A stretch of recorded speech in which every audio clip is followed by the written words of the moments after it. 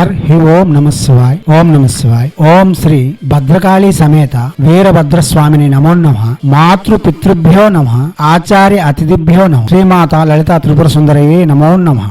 शिवशक्ति स्वरूप प्रिय भक्तगण रत्नश्री हिंदू सेवा समाज तरफ आपको सब मंत्र जंत्र तंत्र विधि जगेवा सब बेले तुम आगे रत्नश्री अच्छे आम हिंदू सनातन धर्म ऋषि मैंने आमको जगे विद्याजाक विनियोग करने आम जानी शुणा विद्याजाक आपन को जनवाई चेष्टा करुच्छू ताहा भितर अति शक्तिदायी महाप्रभावशाली होता कामेश्वरी ना श्मशान काली यही देवतांकर आराधना द्वारा आमको अस्थिबा सब दुख दूर हे सब भयरू पार हेबा शीघ्र फलदायी पाई ऋण विमुक्ति पाई जीवन आसुवा सबू झगड़ारू आम पार हेबा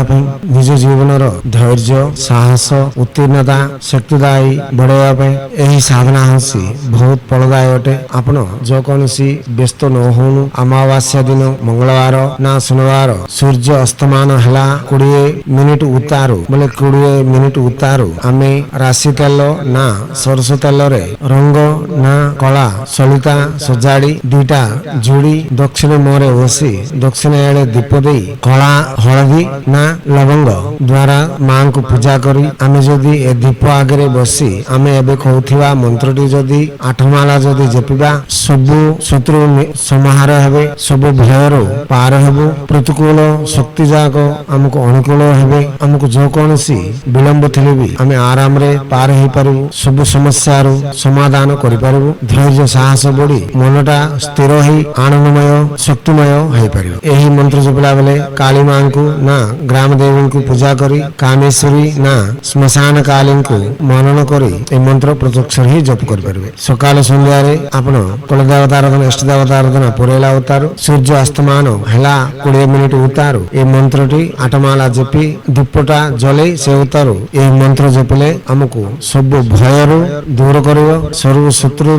दूर करिवो ना शत्रु मन को नाश करिवो हमको धैर्य साहस जीवन संप्राप्त करिवो। प्रिय भक्तगण विशेष सूचना पाई प्रसंग जाक सुनंतु ना आम संगे प्रत्यक्ष जोगाजोग करंतु। यही मंत्र जदि गुरु को सम्मुख नहीं लक्ष्य जदि के जपुचंती तांको श्मशान काली कामेश्वरी देवी सकल काम्य संपूर्ण कर परिबे। एबे मंत्र ओम क्रीम श्मशान कालिके क्लीम क्लीम हुम फट मंत्र औथरे ओम क्रीम श्मशान कालिके क्लीम क्लीम हुम फट मंत्र औथरे ओम क्रीम श्मशान कालिके क्लीम क्लीम हुम फट। दिव्यात्म स्वरूप प्रिय भक्तगण जो कौन मंत्र जप कले भी आगे आम कुलदेवता आराधना इष्ट देवता आराधना संपूर्ण करी प्रत्यक्ष ही जप कर पारबू। सब मंत्र को वाचक जप ही करवाची मानसिक उपांश जप यही तंत्र जगरे हेबु नहीं आउ गुरुंकर सम्मुख मंत्र ग्रहण करी मंत्र विधि जानी अष्ट दिग्बंधना जंत्र विधि करी जदि आम जप कर पारबा शीघ्र फलदायी अटे। आम आगे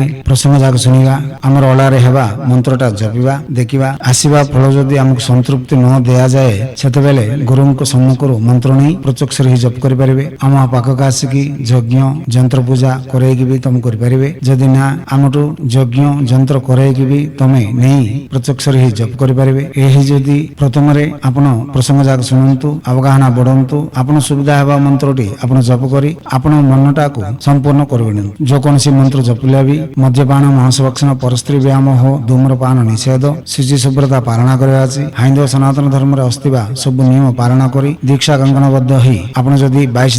दिन को 8 माला जदि जपिबे बाज्यर फल पाई पारिबे। फल जदि असुविधा हैला हम संगे साक्षात करंतु जदि ना गुरु मन को साक्षात करी जानी सुनी जप ध्यान करी आपण मनटा संपूर्ण करिना पई आपण हाथ रे हेबा सचेष्टा करंतु। हिंदू सनातन धर्म ऋषि माने हमको जगैथिबा विद्या विनियोग करवाटारे भारतीय संस्कृति संप्रदाय रक्षा करवाटारे आगामी ही हमर संस्कृति रे आस्थिबा पर्व पर्वाणी आचरण विधि रे थिबा मर्म रहस्यटी आमे आगे ग्रहण करी तार सुविधा आमे पाई से सुंदरमय आनंदमय जीवन को आमे दुनिया को प्रचार करवाटारे आगामी हेबे बोली आशा करी सब बेले तुम सेवारे रत्नश्री हिंदू सेवा समाज आचार्य भीम सिंह राय कुमार और आप निखिलानंद सागर महाराज।